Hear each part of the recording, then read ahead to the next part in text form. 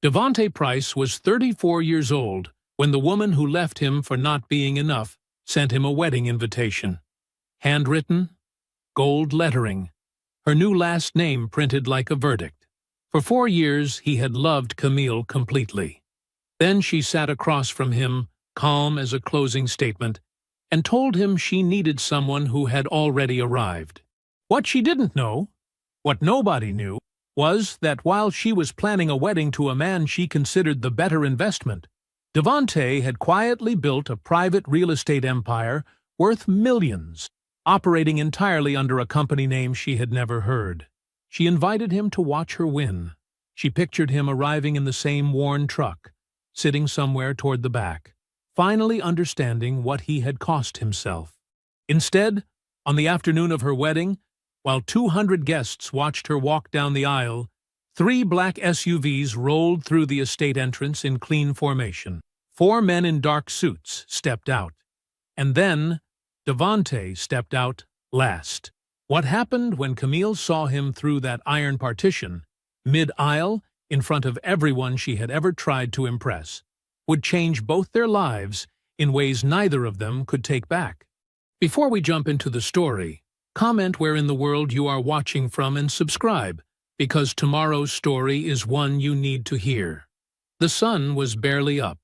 Devonte Price sat at his kitchen table, in the pale gray light of early morning, still wearing yesterday's clothes.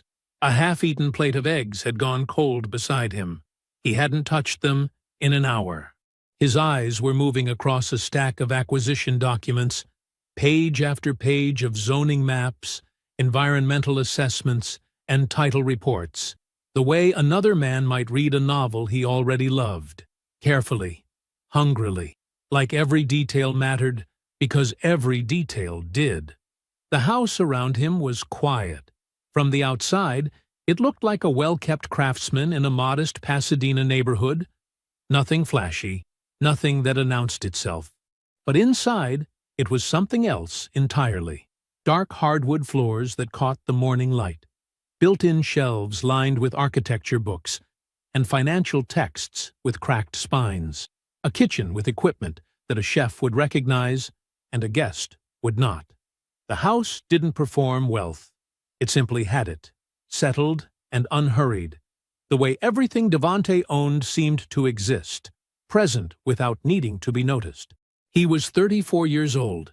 He had grown up 6 miles south of here in Inglewood, in a house that smelled like pine sol and Sunday cooking, raised by his Aunt Nadine after his mother passed when he was 9. He had worked construction through his 20s, pouring concrete, reading blueprints, learning the bones of buildings from the ground up, while attending night school 3 times a week. He got his real estate license at 27, his broker's license at 29, and then, quietly, with the kind of patience that most people confuse with slowness, he built Ironside Capital, 12 residential developments across Southern California, 2 commercial properties in Atlanta.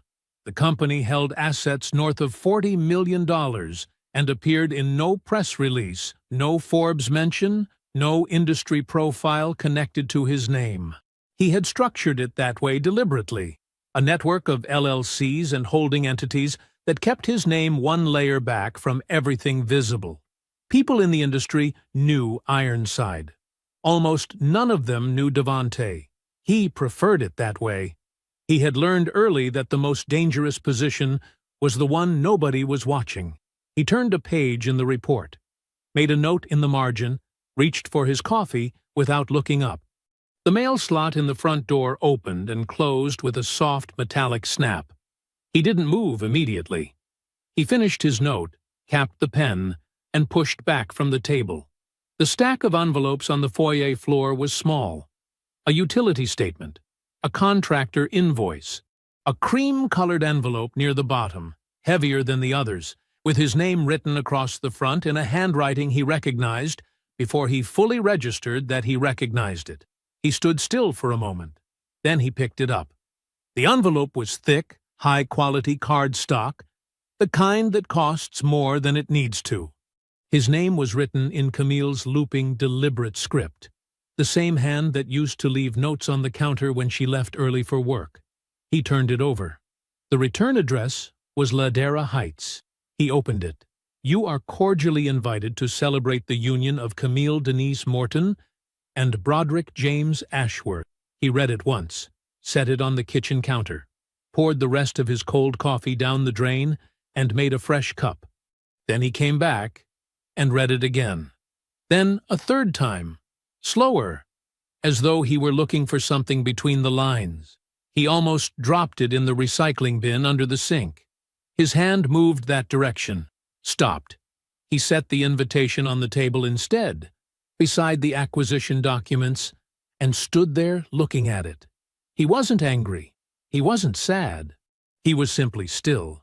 The way he got still when a situation required him to understand it completely before he decided what to do with it. His phone buzzed. A message from Petra Voss, his corporate attorney. A routine flag on the Culver City file. A mid-size commercial property his firm had been circling for months. The kind of acquisition that would close quietly and profitably if the due diligence held up. Petra had attached a summary update. Seller's legal representation confirmed. Attorney of record, Broderick J. Ashworth, Ashworth and Crane, LLP. Devante read it once. He set the phone down next to the wedding invitation. He looked at both of them. The cream envelope with Camille's handwriting. The report with Broderick's name in plain black text.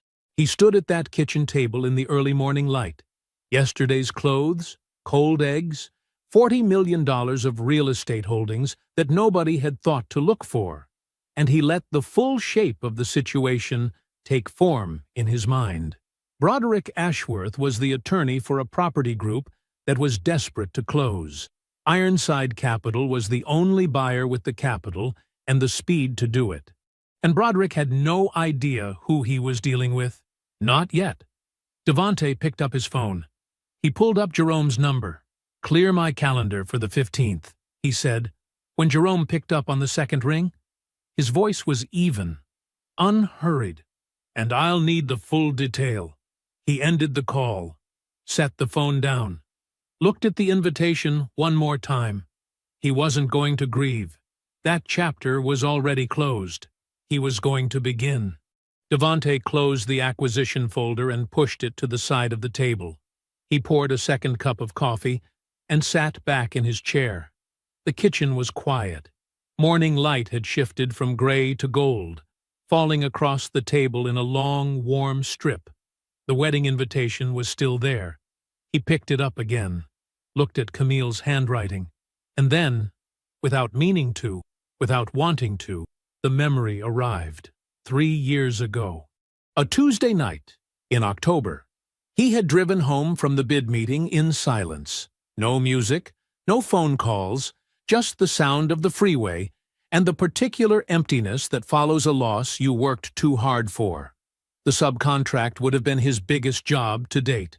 A commercial site in El Segundo. He had spent 11 days putting the numbers together. He had been underbid by a larger outfit with cheaper labor. That was the whole story. Simple and clean and brutal. He came through the front door of the apartment they shared in Culver City and knew immediately that something was wrong.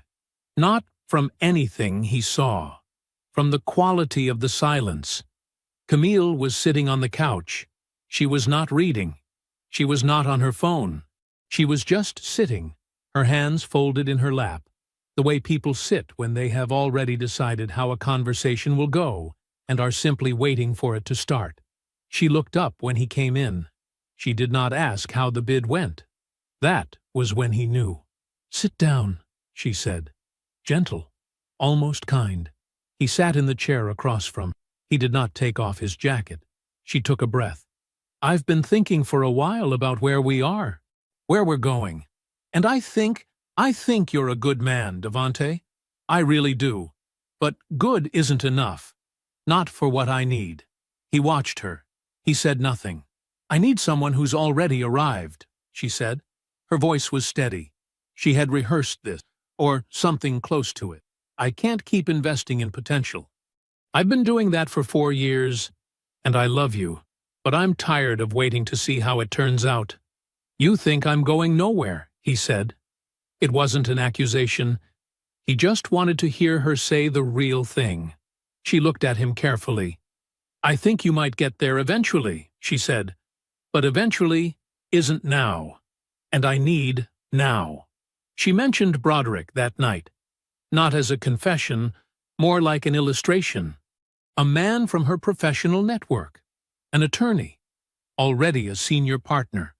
Already settled. She said his name the way people mention a landmark to explain a direction. There is a life that looks like this. That is the direction I am going. She was not cruel about it. That was the part Devante turned over for months afterward. She was not mean or cold or dismissive. She was simply final, the way a door is final when it closes and the latch catches. He could hear the click of it clearly. He did not beg. He did not argue. He did not tell her she was wrong, even though he believed, in the quiet, certain place where he kept his truest assessments, that she was making a serious mistake. He simply nodded. He told her he understood. And he meant it, not because she was right, but because he could see exactly what she was choosing. And he respected himself too much to fight for a place in a life where he had already been measured and found lacking. He slept on a friend's couch for 2 weeks.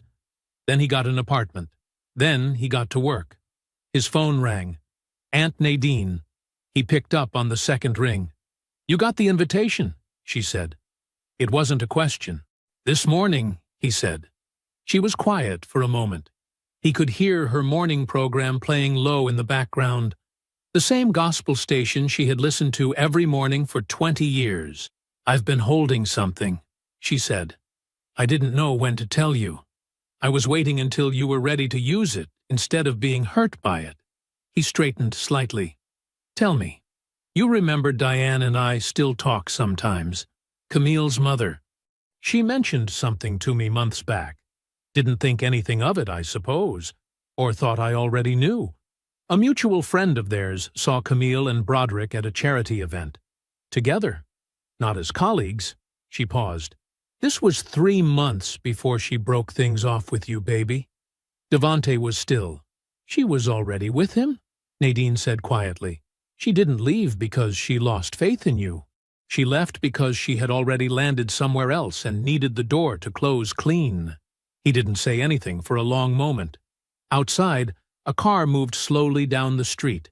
A sprinkler started up somewhere in the neighbor's yard. Okay, he said finally. Thank you for telling me. You all right? Yes, he said. And he meant that too. He sat at the table after they hung up, the invitation in one hand, the facts arranged neatly in his mind. She had not left him out of honest disappointment. She had left him for someone she had already chosen, and dressed the exit in the language of principle so it would look, to him and to herself, like a decision made with integrity. He picked up his phone and called Petra. The Culver City file, he said. I want to accelerate the timeline. All meetings, all sessions, schedule everything after the 15th. Any particular reason for the delay? Petra asked. I have something to attend to first, he said. The suit was the first decision of the morning. Devante laid it across the bed the night before, midnight charcoal, Tom Ford, 3 pieces, and looked at it for a moment before turning off the light. Not because he was uncertain, because he wanted to be sure it was right before he stopped thinking about it. It was right. He dressed slowly. No rush. The kind of slowness that comes not from hesitation, but from a man who has nowhere to be until he decides to be there. He buttoned each button from the bottom up. He straightened his collar once. He looked at himself in the mirror for exactly as long as it took to confirm that nothing needed adjusting. No pocket square. No flash. Just cut and fit. And the particular stillness of a man who has nothing left to prove to the mirror. Jerome arrived at 8:15. He knocked once and let himself in with the key Devante had given him years ago, before Ironside had offices, back when the operation ran out of a second bedroom and Devante's dining room table. 3 black SUVs sat in the driveway in a clean line, engines off, dark as iron in the morning light.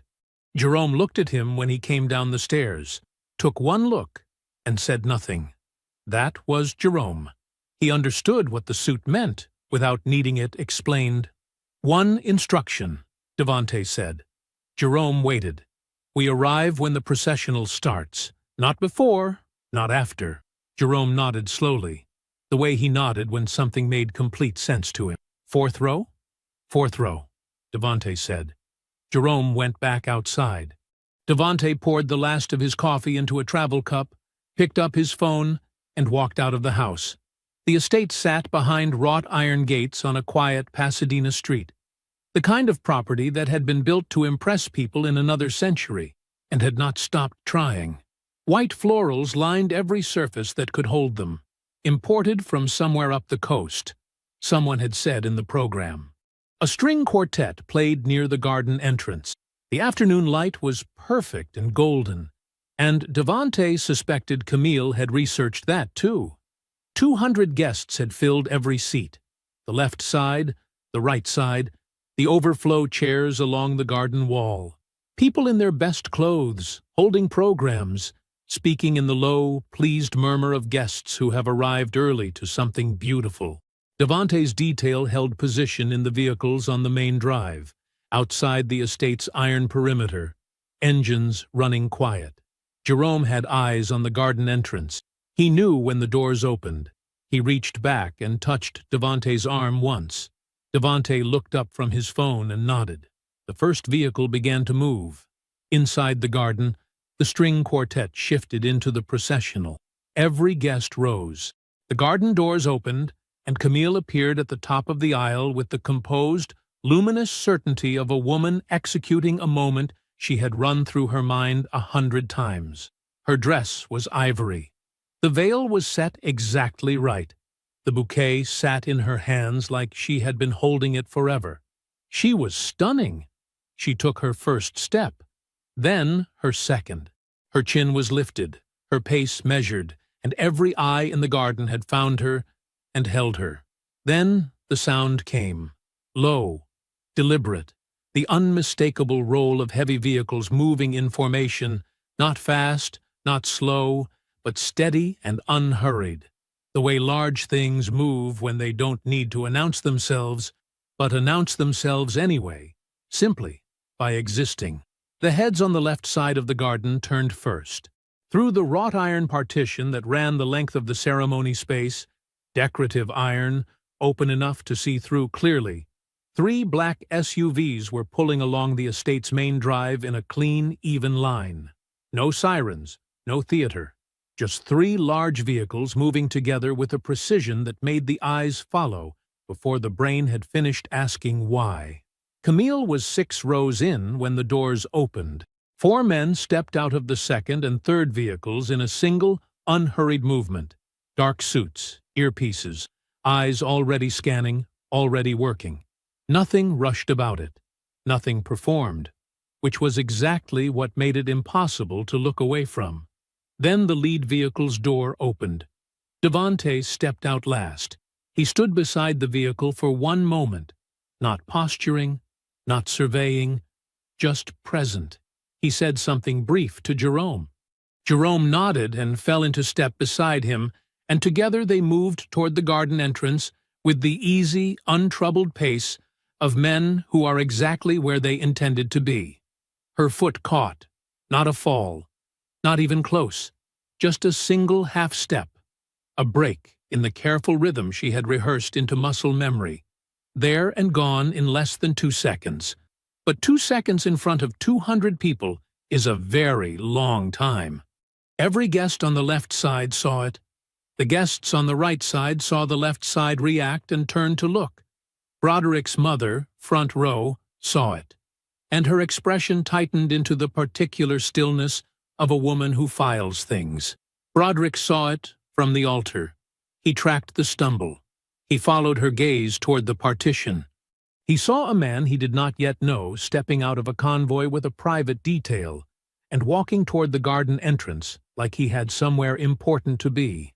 Camille recovered. She lifted her chin. She found her pace. She did not look left again. Devante settled into the fourth row. Jerome took the row behind him. The ceremony continued. The officiant spoke. The vows were said with skill and conviction, and Camille held Broderick's hands and looked at him the way she had practiced, and it was all exactly what she had planned. When the officiant invited them to face their guests at the ceremony's close, Camille's eyes moved across the garden, and then they stopped. Fourth row, left side. Devante met her gaze and held it for one quiet moment. Then he gave her a single, small nod. Not grief. Not triumph. Not a message or a warning or a wound. Just a man who was exactly where he had chosen to be. The reception hall was everything the ceremony had promised, and then some. Long tables draped in white linen, candles burning low in glass vessels, a bar along the far wall that was already doing serious business. The string quartet had followed the guests inside and was working through something soft and elegant in the corner near the windows. The light was warm and amber. The room smelled like fresh flowers and expensive perfume, and the particular excitement of people who had dressed up and intended to enjoy it. Devante moved through it without difficulty. He found his seat at the assigned table, read the menu card, and ordered the fish. He accepted a glass of water and declined the champagne. He spoke to the couple seated to his left, a pleasant pair, friends of the family, no connection to anyone he knew, and listened more than he talked, the way he always did in rooms where the listening was more useful than the speaking. Jerome positioned himself 2 tables back, facing the room. He had a plate of food in front of him that he ate without appearing to eat, which was a skill Devante had never asked him about and never needed to. The convoy had already made its rounds through the conversation. Devante could feel it the way you feel weather before it arrives. Small glances from strangers who were trying to place him. A woman near the bar who leaned toward her husband and said something behind her hand. The particular energy of a room where something has happened, and everyone is trying to figure out what it means without admitting they noticed. He ate his fish. He was not unaware of any of it. Wade found him between the salad and the main course. He came across the room with his hand already extended, the way men do when they are genuinely excited about a handshake and cannot wait to begin it. He was broad-shouldered and loud in the comfortable way of someone who had never been told to quiet down and taken it seriously. Devante Price. He said it like a confirmation of something. Man, I thought that was you. Wade Calloway. We were both on the panel at the Pacific Coast CRE Forum last spring. You probably don't remember. There were 40 people on that panel. I remember, Devante said. He stood and shook Wade's hand. Firm, brief. Wade laughed like this was better than he expected. Ironside Capital. I have been telling people about that Inglewood acquisition package for 6 months. 6 months? Nobody around here knows your name, but anybody serious in the market knows that name. He shook his head with the particular admiration of a man who respected clean work. You are everywhere right now. What are you sitting on? 12 residential projects? 13, Devante said. As of last month. Wade laughed again and clapped him on the shoulder. 13. See, this is what I'm talking about. Major buyer, serious capital. I had no idea you had a connection to this family. Old friends, Devante said simply. Wade was already half-turned to gesture at someone across the room. I have to introduce you to someone. Hold on. Broderick had been watching for the last 40 seconds. He was standing 12 feet away near the head table, a glass of champagne in one hand, and a conversation he was no longer part of in the other. His mouth still held the shape of the smile he had been wearing. His eyes were doing something else entirely. He had heard the name, Ironside Capital. And now he was doing what intelligent men do when a piece of information lands that contradicts everything they assumed. He was recalculating fast and quietly, and without letting it reach his face. The convoy. the detail, the stumble on the aisle, Camille's expression when she reached the altar. All of it was assembling into a single picture now, and the picture was not one he had prepared for. His smile held. He was a professional. But the champagne glass rotated once in his fingers, a small, unconscious movement, and his eyes moved from Wade to Devante and stayed there a beat too long. From across the room, Camille saw it. She did not know what she was seeing exactly, but she saw her husband's attention snag on something and hold. She followed his gaze to Devante, to Wade's hand on Devante's shoulder, to the easy way Devante stood in the middle of the room, receiving admiration like it was nothing unusual, like it was simply where he existed. And something settled in her chest that she could not name, cold and still, the way water goes still before something moves beneath it. She set her champagne glass down. She found him near the terrace 30 minutes later. He was standing at the stone railing with the evening air behind him, looking out at the garden where the ceremony had been. The chairs were still arranged in their rows. The florals were still lit. She approached him carefully, the way you approach something you are not entirely sure of. "I'm glad you came," she said. He turned and looked at her. He did not say anything right away.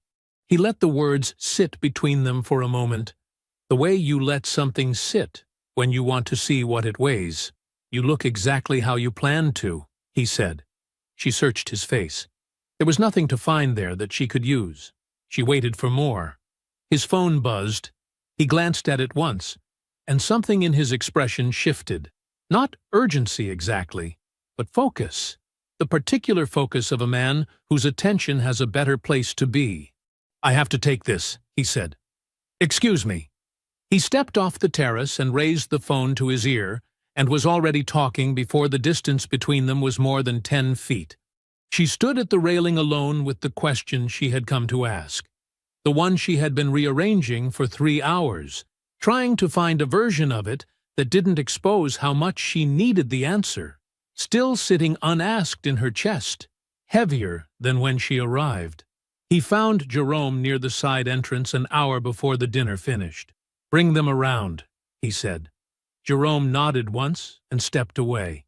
Devante did not cross the room to find Camille. He did not seek out Broderick.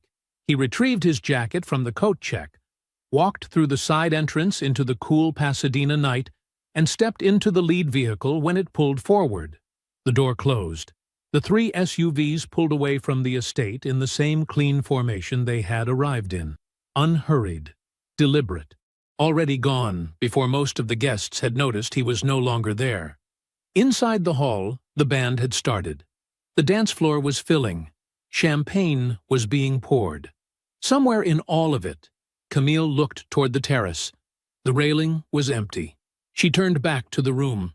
She picked up her glass. She smiled at someone who was looking at her, because that was what you did.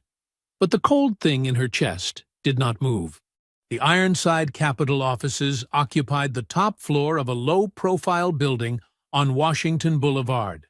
No lobby signage, no branded glass, nothing that announced itself to the street below. From the outside, it looked like a mid-sized accounting firm. From the inside, it looked like exactly what it was, a place where serious work happened without any interest in being observed. Devante arrived at 7:45. The parking structure was mostly empty. The elevator moved without music. Petra was already there. She was seated at the head of the conference table with the acquisition file spread across the surface in the particular organized way that was entirely hers.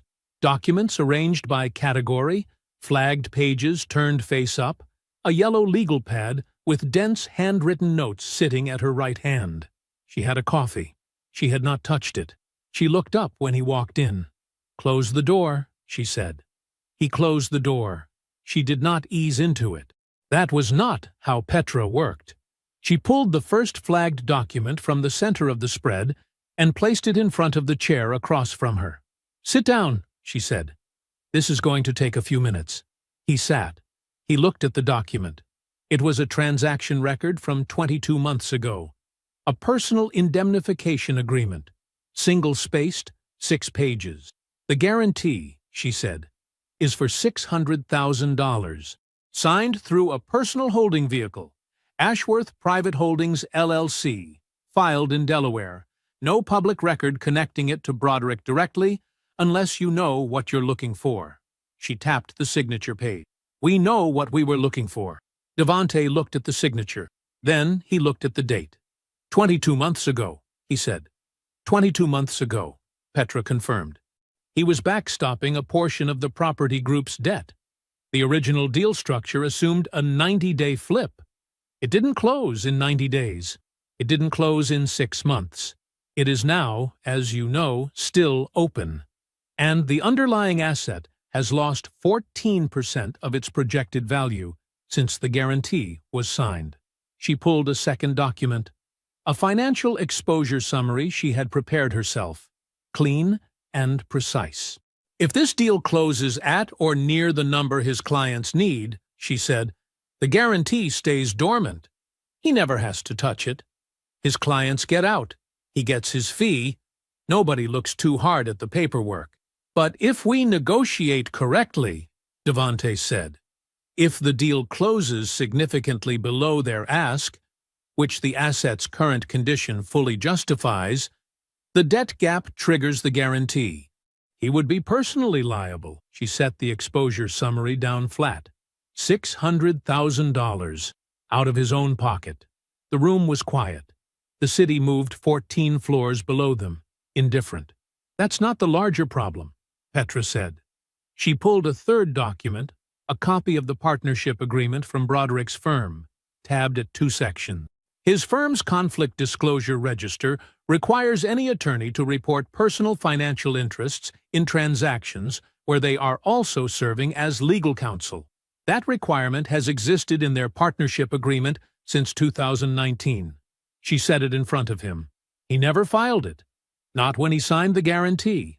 Not when the deal stalled. Not at any point in the last 22 months. She let that sit. Under their partnership agreement, failing to disclose a personal financial stake while billing active representation hours to the same client is grounds for a formal ethics inquiry.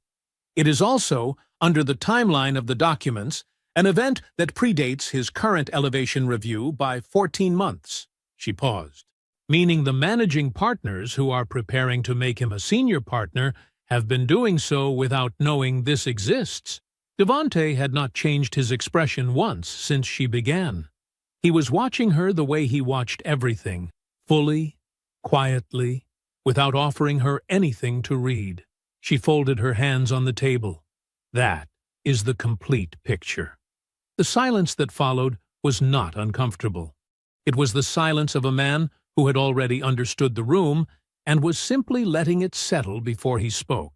"What do you need from me?" he said, "to negotiate this deal correctly?" Petra looked at him.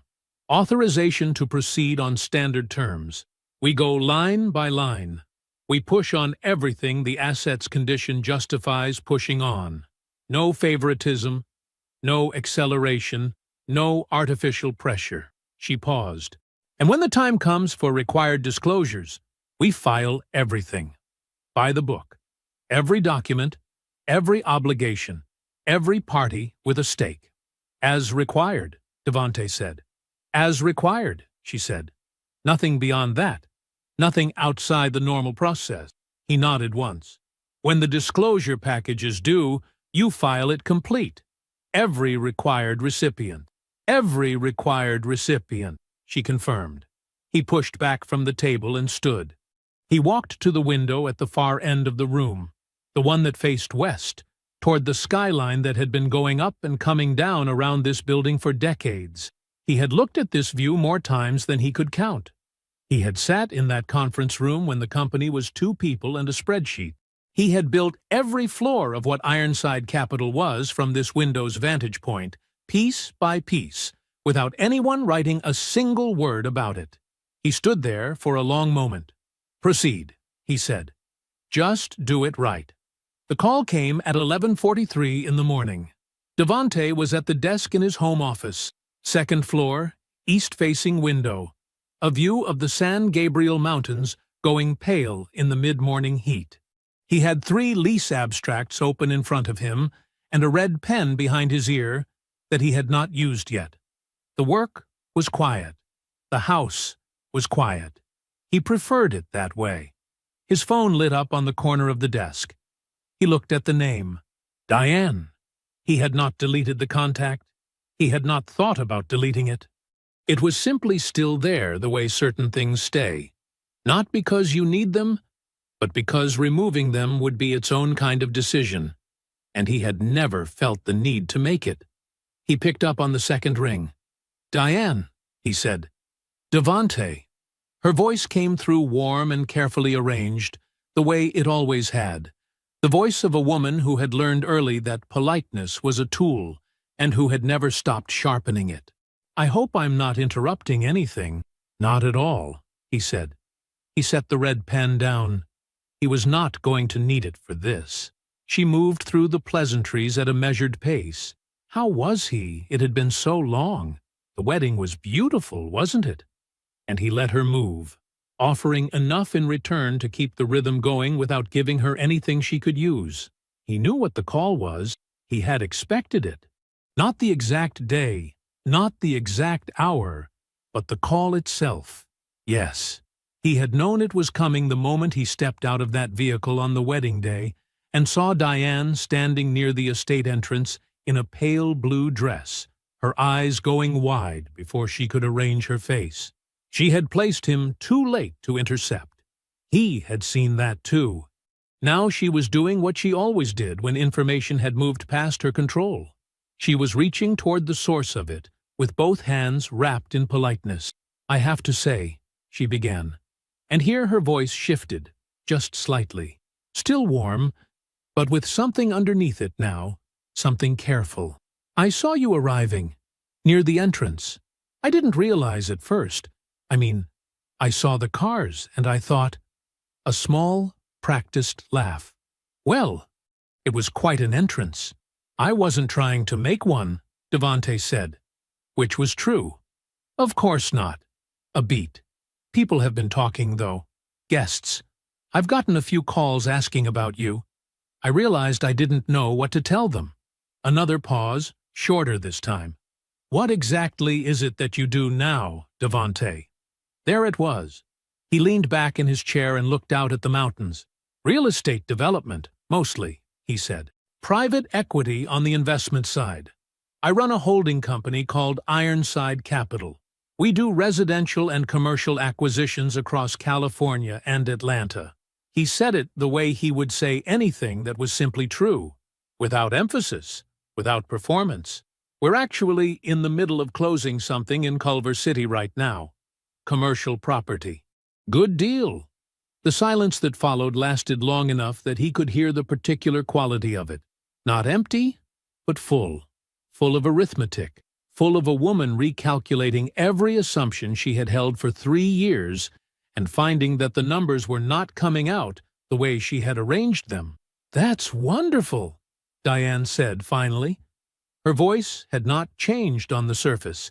Underneath it, something had shifted in the way things shift when the ground moves and a person refuses to look down. Camille always said you had potential. She always believed in you. Devante looked at the mountains. She said the opposite, he replied. Still pleasant, still completely even. But I appreciate the revision. Another silence. This one was shorter. Diane was not a woman who let silences run. But this one she did not fill immediately, and that meant it had landed. Well, she said, it really is wonderful to hear you're doing so well. I appreciate that, he said. Give my regards to your family. He ended the call. He set the phone face down on the desk and picked up the red pen. He looked at the lease abstract in front of him. A retail unit in Culver City, zoning classification, tenant improvement allowance, and read the same line twice before his eyes settled. He was not satisfied, exactly. Satisfaction implied he had been waiting for something to arrive. He had simply been working, and now the work had moved one step forward, the way it always did when the right information reached the right person at the right time. He had not needed to call Camille. He had not needed to arrange anything. He had simply answered the phone, told the truth, and let the truth go where it was going to go anyway. Somewhere across Pasadena, Diane was already dialing her daughter. She picked the place herself. A coffee shop on Colorado Boulevard, the kind with exposed brick and soft lighting and small round tables that made every conversation feel private. Then she changed her mind and asked if he had somewhere he preferred. He did. He named a quiet spot on Lake Avenue. Corner tables, good coffee. Nobody who knew either of them. She said that was fine. She arrived 11 minutes early. He could tell because her coffee was already half finished when he walked in, which meant she had been sitting long enough to need something to do with her hands. She was dressed carefully, not formally, but with the particular intention of someone who had stood in front of a closet for longer than she would admit. Soft colors, nothing that tried too hard, everything that tried exactly the right amount. She stood when she saw him. A reflex. She covered it by reaching for her cup. "Hey! Hey!" He pulled out the chair across from her and sat down. A server came. He ordered black coffee.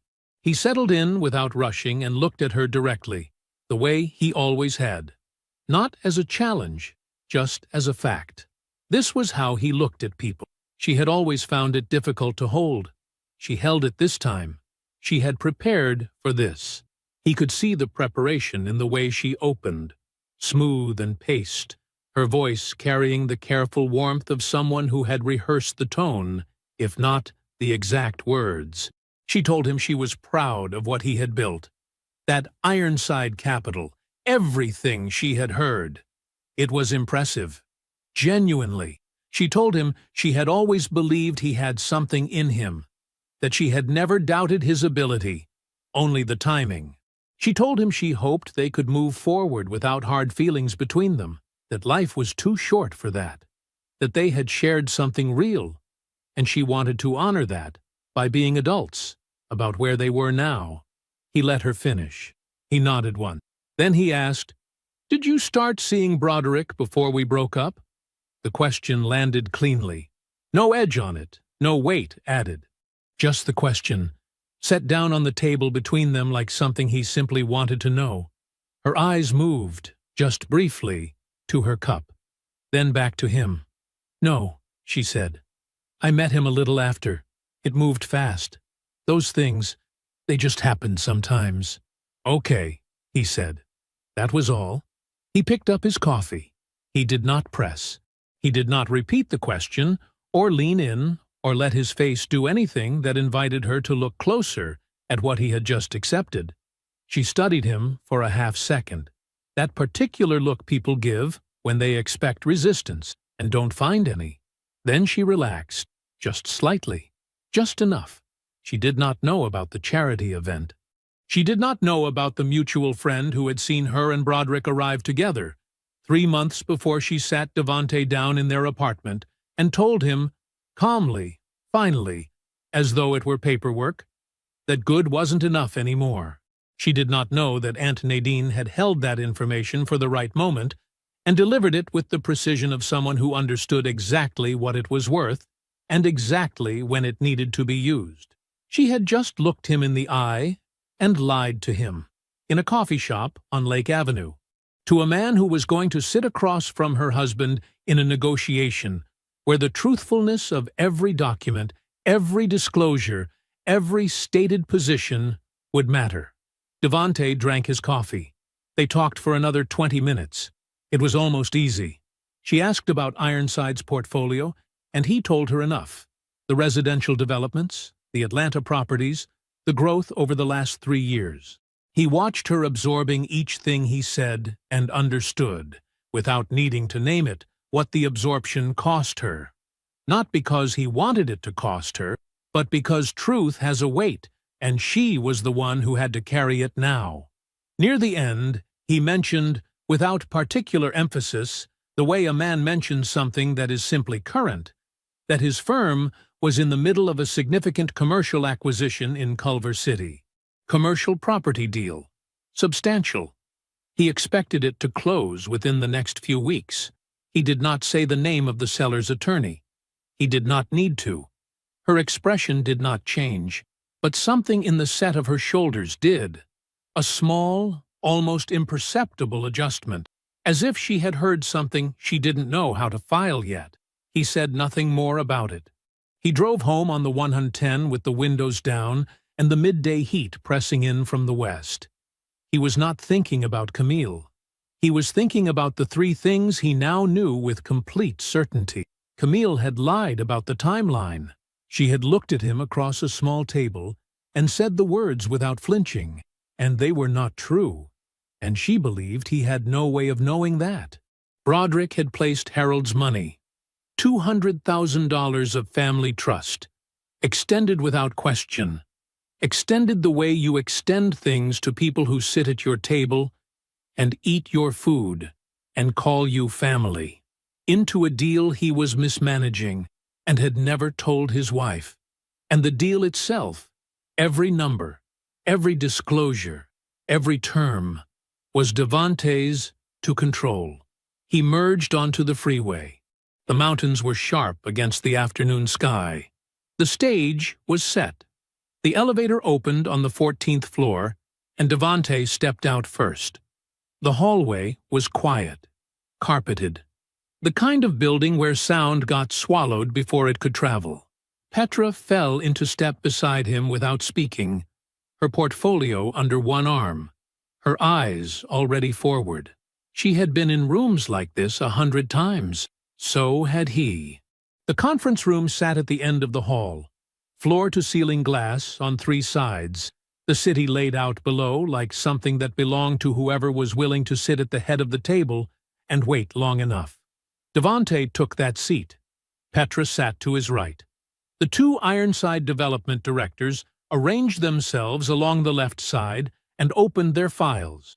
Nobody touched the water pitcher in the center of the table. They waited.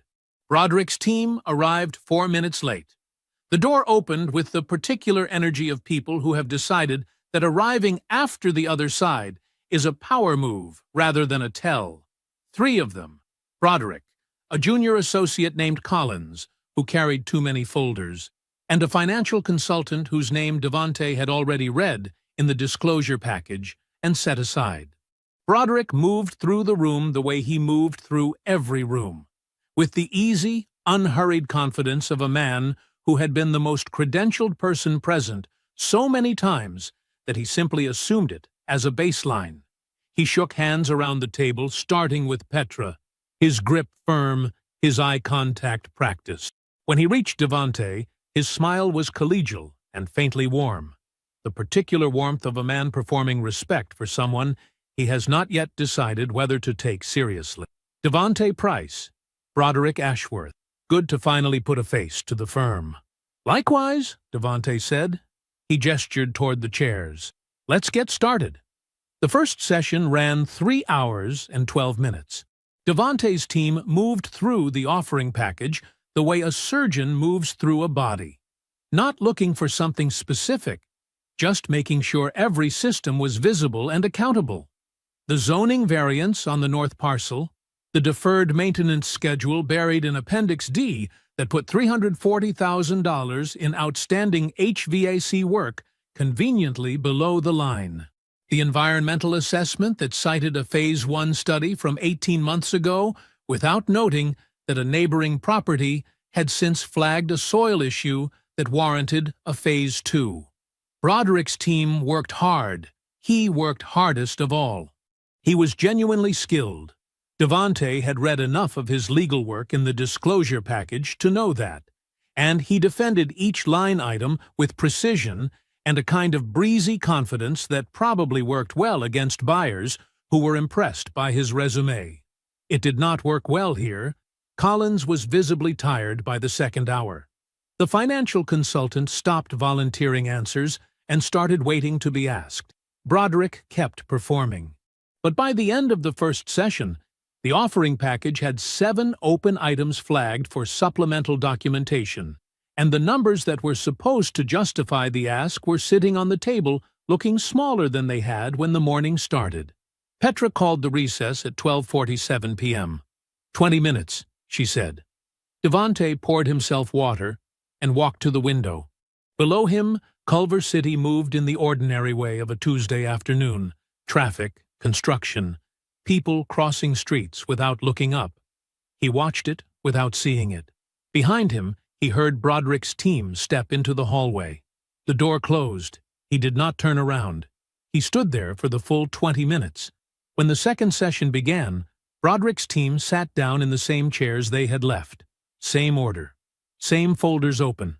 Broderick's expression was composed and professional, and almost exactly what it had been before the recess. Almost. There was something behind his eyes now that had not been there in the morning. Devante noticed it in the first 30 seconds and did not look at it again. He didn't need to. He recognized it, the rapid, involuntary audit of a man who has just received information he cannot unfold in public. The eyes moving a half-second behind the face, the smile landing just slightly after it should. Someone on the team had run the name during the break.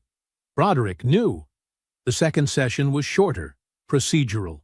They worked through 3 of the 7 flagged items and tabled the remaining 4 pending supplemental documentation. Devante's team was thorough and unhurried. Broderick matched them point by point, but the ease from the morning was gone, replaced by something more controlled and more careful, which was its own kind of tell.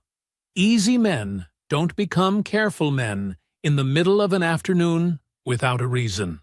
When Petra closed her portfolio and the room began to clear, Broderick stayed seated. He waited until the last person had stepped out and the glass door had swung shut behind them. Then he stood. He adjusted his cufflink, left, then right, and walked toward Devante with the measured pace of a man who had decided what he was going to say and how he was going to say it. "I want to be straightforward with you," Broderick said. His voice was quiet, steady.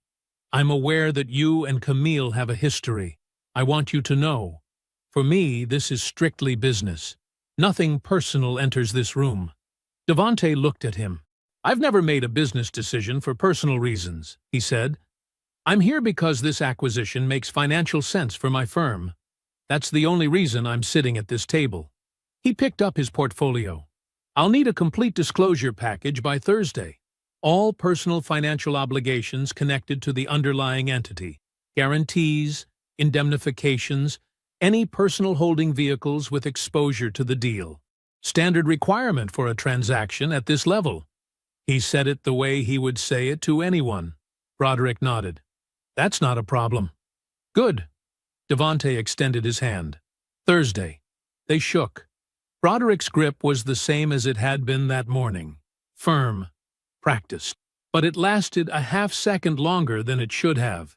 Devante rode the elevator down with Petra. They did not speak until the lobby. Broderick rode a separate elevator. Alone. The doors closed, and the city view disappeared behind brushed steel, and for the first time since 8 a.m., there was no room to perform for, no table to hold his posture at, no face that required him to be the version of himself he had spent 15 years constructing. He stood very still. His reflection looked back at him from the polished elevator door. Jacket straight, tie right, every external thing exactly where it was supposed to be. His face, finally, showed what it had been carrying since the recess. He did not sleep well that night. The disclosure package arrived at Petra's firm at 8:14 Thursday morning. She was already at her desk.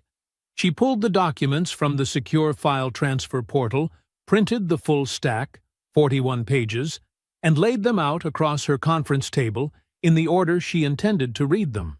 She worked with a yellow legal pad to her left and a black pen in her hand, and she did not stop until she had read every page twice. She called Devante at 9:22 a.m. "Come in," she said. He was there by 10. Petra did not greet him at the elevator. She was standing at the conference table when he walked through the door, one hand resting on a single page she had separated from the rest of the stack. She slid it toward him when he sat down. He read it once. "There it is," he said. "There it is," she said. The document was 22 months old. A personal indemnification guarantee signed by Broderick James Ashworth as an individual through a holding vehicle called BJA Property Solutions, LLC, a name that appeared nowhere on his firm's client roster and nowhere on the deal's official representation documents. The guarantee amount was $600,000. It backstopped a portion of the property group's underlying debt in the event the transaction failed to close or closed below a specified threshold. It had never been filed on his firm's conflict of interest register. Not when he signed it. Not at any point in the 22 months since. Petra set a second page beside the first, a billing record she had cross-referenced from the transaction's document history.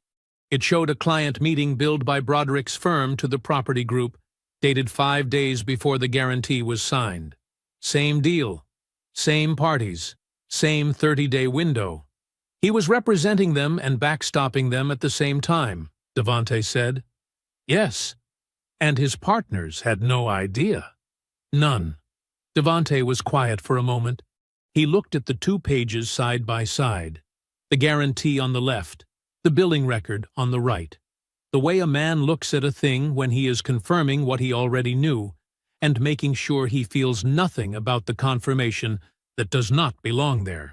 File the disclosure, he said. I already have the routing prepared, Petra said. Every stakeholder on the investor roster. That's the requirement under the transaction terms. Then do it right. She nodded. She sat down. She routed the disclosure package to every party on the roster at 10:47 a.m., exactly as the transaction agreement required, with no editorializing, no cover letter, just the documents, clean, complete, and perfectly on time. One of those parties was Harold, listed on page 7 of the investor roster as a passive investor. $200,000. Harold did not call Broderick. He called his own attorney at 11:30, after he had read the document twice, and sat in his kitchen for 20 minutes in the particular silence of a man who is not deciding what to feel. He already knows what he feels, but is deciding what to do about it. Petra's disclosure routing did something else on its way through the transaction system. When the guarantee document was processed and cross-referenced against Broderick's firm's electronic compliance portal, a standard automated check that ran on all incoming transaction documents connected to the firm's registered matters, it flagged. The compliance system had no opinion about what it found. It simply identified a document bearing the signature of a named partner against a deal that partner was actively billing, with no corresponding conflict disclosure filing on record, and it generated an alert. The alert went to the firm's managing partners. They convened without Broderick that afternoon. The meeting lasted 2 hours. When they finally called him in, the 3 of them sat at one end of the table and he sat at the other, and they gave him the opportunity to explain. He explained it well. He was a skilled attorney, and he had been preparing his explanation since Tuesday evening, when the first corner of this started to feel unstable. He framed the guarantee as a personal investment decision entirely separate from his legal representation. He argued that BJA Property Solutions was a personal vehicle with no connection to the firm. He said the word unrelated 4 times. It did not survive the billing record. 5 days. The guarantee signed 5 days after a client meeting he had billed to the property group at his standard hourly rate. The timeline was in the documents, and the documents did not care how well he explained things. The managing partners did not raise their voices. They were professionals. They told him his senior partnership elevation, the milestone that had been 18 months in the making, the thing his entire professional identity had been organized around reaching, was being removed from the quarterly agenda. A formal ethics review would be conducted. He should retain outside counsel. He retained outside counsel before he left the building. He came home that evening and told Camille it was a technicality. She was in the kitchen when he walked in. She had already had a version of the conversation in her head. She could see it in the way he loosened his tie before he had finished closing the front door, the way he moved to the counter and poured himself 2 fingers of bourbon before he said anything. "There's a paperwork issue at the firm," he said. "A disclosure I should have filed. My partners flagged it. It's going to take some time to work through, but it's a technicality. It'll resolve." She watched him. "The deal in Culver City," she said. "The property group." "Yes. Did you put my uncle's money in that deal?" He set the glass down. He explained that Harold had come in as a willing investor with full information, that the upside was real at the time, that these things happen in real estate, timing shifts, projections move. It wasn't negligence. She let him finish. "Did you tell me?" she said. The question sat in the kitchen between them. He had not told her. She already knew he hadn't. She was asking so that he would have to say it. "I didn't want to complicate things," he said. She picked up her phone. Harold answered on the second ring. He listened to her explain that she had just found out, that she was sorry, that she had not known. She was crying before she finished the sentence, and she was not a woman who cried easily in front of people, even people she loved. But the sound that came out of her when Harold went quiet, not angry quiet, not the silence before a shout, but the deep, still quiet of a man who has understood something that cannot be understood loudly. That sound was not something she could hold back. "Uncle Harold," she said. He said her name. Just her name. The way you say someone's name when there is nothing else left to say that won't make it worse. She said she was sorry again. He said he knew she was. He did not say anything about Broderick. He did not have to. The silence had already said it.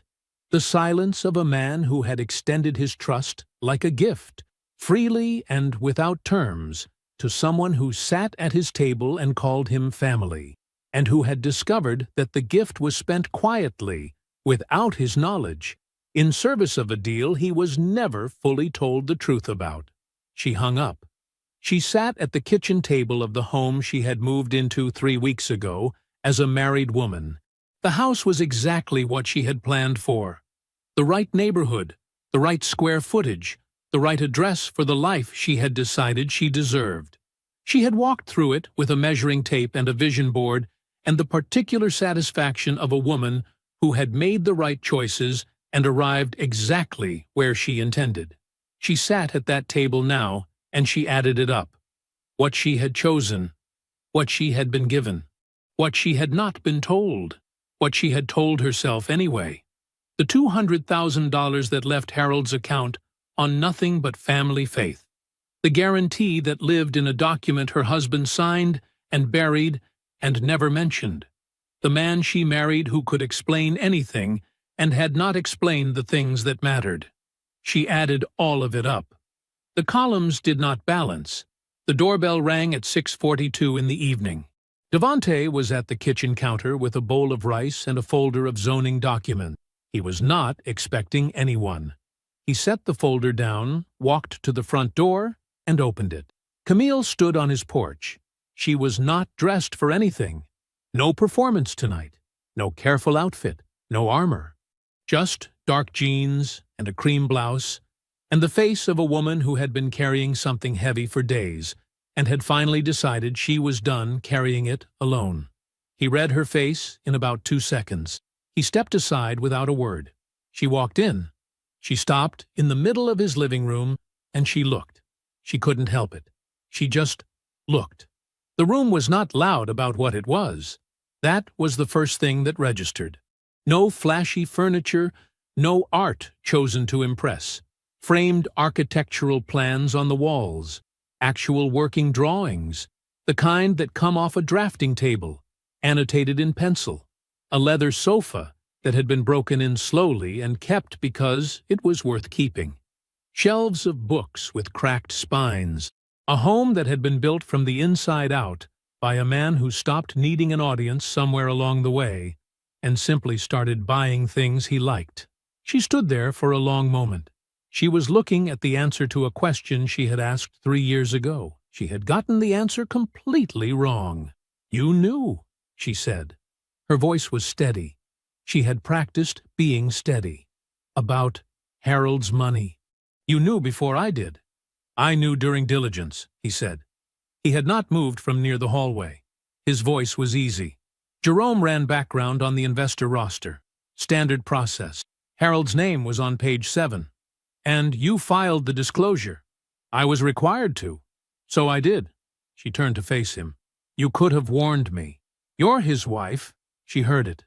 The full weight of it. She was Broderick's wife. That was the boundary he had drawn, and he had drawn it correctly, and they both knew it. And neither of them said anything for a moment. "Why did you even come?" she said. "To the wedding." "Why?" He moved to the armchair across from the sofa and sat down. He took his time, not to make her wait, but because he was choosing his words the way he chose everything. Precisely. "You invited me to confirm I had lost," he said. "I wanted you to understand that you had the definition of losing wrong." She sat on the edge of the sofa. She set her hands in her lap. "Did you love me?" 4 years of my life," he said. "Yes. And now?" "Now I love the version of myself that kept building after you left." He said it simply. No cruelty in it. Just a true thing, stated plainly. The way he stated most things. That version didn't exist before you walked out. "I'm not grateful for what you did, but I'm honest enough to acknowledge what it made." She nodded slowly. She was absorbing it, processing it the way she processed most things. Quietly, methodically, looking for where the numbers reconciled. They weren't reconciling tonight. "I need to say something to you," he said, "and I need you to hear it straight." She looked at him. "You told me I hadn't arrived yet. When you left, you said I was still figuring out the basics. You were right. I hadn't arrived. That part was true."